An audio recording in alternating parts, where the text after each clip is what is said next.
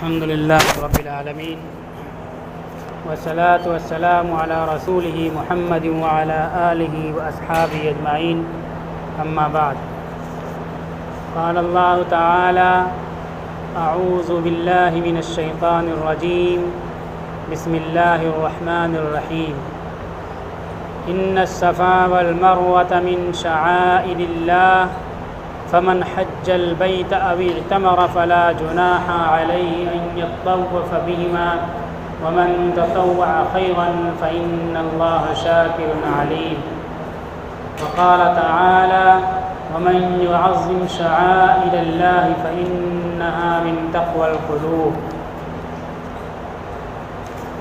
صدق اللہ العظیم۔ ایک مرتبہ درود شریف پڑھ لیں۔ اللہم صلی علی محمد النبی الأمی وعلی آلہ وسلم تسلیما۔ معزز سامعین اور حضرات، اس سے پہلے بلکہ اس سے پہلے والے جمعہ کو حج بیت اللہ کی اہمیت، فضیلت اور وسعت ہوتے ہوئے حج نہ کرنے پر جو وعیدیں ہیں وہ آپ کے سامنے پیش کی گئی تھی۔ حج کے موقع پر مختلف اعمال و مناسک اور رسوم ادا کیے جاتے ہیں۔ اس میں ایک چیز صفا مروہ کے درمیان سعی ہے۔ صفا مروہ کے درمیان سعی کے تعلق سے اللہ تعالیٰ نے قرآن کریم میں آیت نازل فرمائی کہ یقیناً صفا مروہ اللہ کی نشانیوں میں سے ہیں، اللہ کی نشانیوں میں سے ہیں۔ تو جو کوئی حج کرے، جو کوئی حج کرے یا عمرہ کرے تو ان دونوں کا طواف کرنا کوئی گناہ نہیں ہے، اور جو کوئی نیک کام کرے تو اللہ تعالیٰ بہت زیادہ اللہ تعالیٰ اس کو قبول کرنے والے اور بہت زیادہ جاننے والے ہیں۔ صفا مروہ کو اللہ تعالیٰ نے شعائر کہا، اللہ کی نشانی کہا۔ اللہ تعالیٰ کی کائنات میں، زمین میں، آسمان میں بے شمار نشانیاں ہیں۔ پہاڑ، سورج، چاند، ستارے، آسمان، دریا، ندی، نالے، زمین، یہ سب اللہ تعالیٰ کی نشانی، اللہ تعالیٰ کی وحدانیت کی علامت ہیں۔ ان کو آیات کہتے ہیں۔ شعائر نشانی، پہچان، اور اس میں دین کو آئیڈینٹیفائی کیا جائے، دین کی شناخت جس کے ذریعے سے ہوتی ہو، وہ مراد ہے یہاں۔ شعائر میں زمانہ بھی ہوتا ہے، مکان بھی ہوتا ہے، اور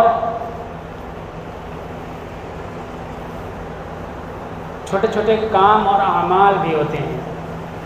زمانہ میں جیسے رمضان، حج کے مہینے،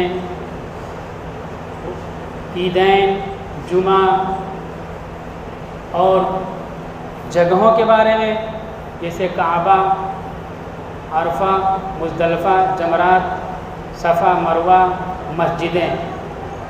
کعبہ میں جو چیزیں ہیں، حجر اسود، مقام ابراہیم، یہ سب چیزیں جگہوں میں آتی ہیں۔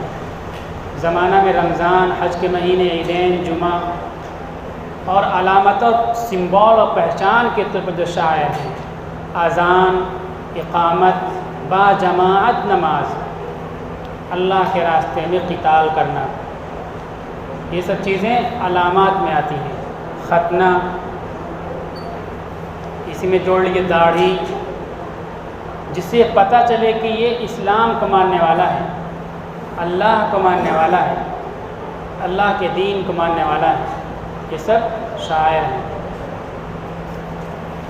تو اللہ تعالیٰ کہتے ہیں کہ حج کے موقع پر جو جا رہے ہیں حاجی، صفا مروہ کے درمیان طواف کریں گے، یہ اللہ کی نشانی ہے۔ بہت بڑا پہاڑ نہیں صفا مروہ، لیکن ہے ایک پہاڑ۔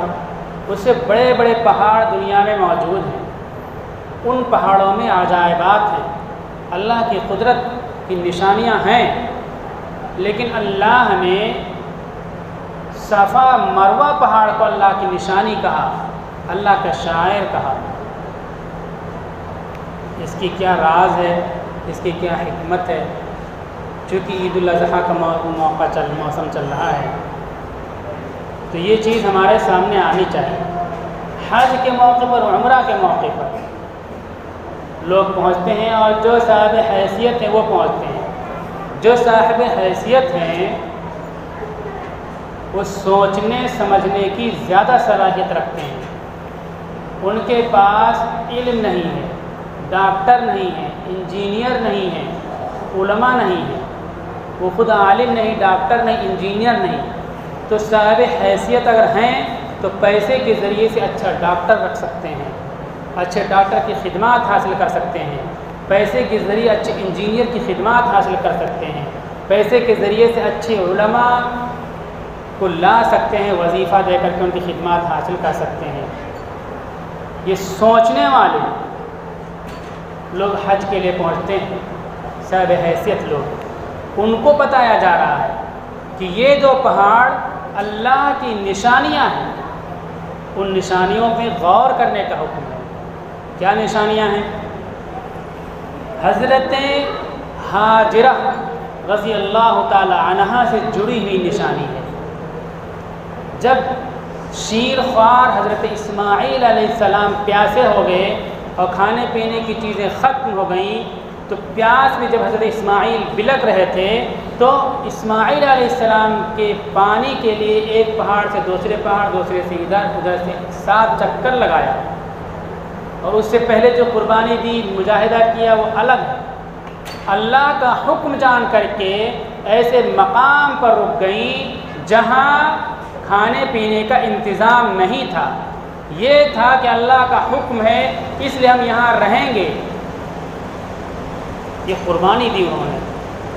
پھر زمزم کا چشمہ پھوٹا، پانی پیا، پھر آبادی ہوئی، لیکن اللہ تعالیٰ اس میں یہ بتلا رہے ہیں کہ پوری انسانیت غور کرے اور دیکھے کہ کسی بھی تحریک، کسی بھی مومنٹ اور کسی بھی بڑے کام کو انجام دینے کے لیے ہاجرہ جیسی عورت گھر میں ہونا ضروری ہے، جو اسٹینڈ ہو، اس اسٹینڈ پر ہر حال میں قائم رہے۔ وہ اسٹینڈ کیا تھا؟ اللہ کے دین پر قائم رہنا، اللہ کے حکموں پر قائم رہنا۔ اس کے لیے ہم بھی مصیبتیں برداشت کریں گے، اپنے بچہ کو بھی برکتا ہوا دیکھیں گے، لیکن اللہ کا حکم نہیں توڑیں گے۔ یہ ثابت قدمی اور استقامت کا سبق اس میں ہے اور یہ نشانی ہے، پہلی چیز۔ دوسری چیز یہ ہے کہ عورتیں اس طرح باہمت ہوں گی تو اسماعیل جیسا فرزند پروان چڑھائیں گی، اللہ کے دین کے لیے، اللہ کی رضا کے لیے، اللہ کے مرضی پر قربان ہونے والے بچوں کو جوان کریں گی۔ یہ سبق ہے۔ پھر آگے اسی میں جو معاملہ بڑھتا ہے، حضرت اسماعیل علیہ السلام کس طرح قربانی دیتے ہیں، کھڑے ہو جاتے ہیں۔ ابراہیم علیہ السلام یہ نہیں کہتے کہ بیٹے میں نے خواب دیکھا ہے تو تیار ہو جا، میں تجھے قربان کروں گا، بلکہ یہ کہتے ہیں میں نے خواب دیکھا ہے تو غور کر لے۔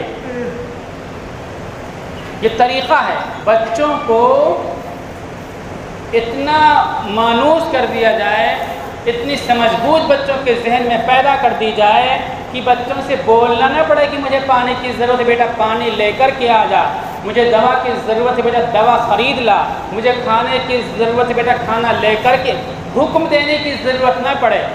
اشاروں سے بچہ سمجھ جائے کہ ہمارے ماں کو، ہمارے باپ کو کس چیز کی ضرورت ہے، پانی کی ضرورت ہے، فوراً پانی لے کر کے آ جائے، کھانے کی ضرورت ہے، کھانا لے کر کے آ جائے۔ ایسی تربیت حضرت ہاجرہ علیہ السلام نے اسماعیل علیہ السلام کی کہ باپ کہتے ہیں کہ میں نے خواب دیکھا ہے کہ اللہ کے راستے میں تم کو قربان کر رہا ہوں، تو فوراً بیٹا تیار ہو جاتا ہے۔ سر کٹانے کے لیے، چھوٹے موٹے کام کے لیے نہیں، سر کٹانے کے لیے۔ آج ہماری اولادیں ہم کو پانی دینے کے لیے تیار نہیں، ہم کو خرچہ دینے کے لیے تیار نہیں، ہماری دوا دارو کے لیے تیار نہیں، ہماری خدمت کے لیے تیار نہیں، سرکش اور باغی ہو رہی ہیں۔ کیوں؟ ہم نے ان کی تربیت نہیں کی، ہمارے گھر میں ایسی عورتیں نہیں آئیں جو بچوں کی تربیت کر سکیں۔ بچے دین پر کھڑے ہوتے ہیں یا آوارہ ہو جاتے ہیں، اس کی بڑی وجہ گھر کی عورتیں ہوتی ہیں۔ گھر میں اچھی سمجھدار باہمت عورت ہوگی تو بچے اطاعت شعار ہوں گے، دیندار ہوں گے، باہمت ہوں گے۔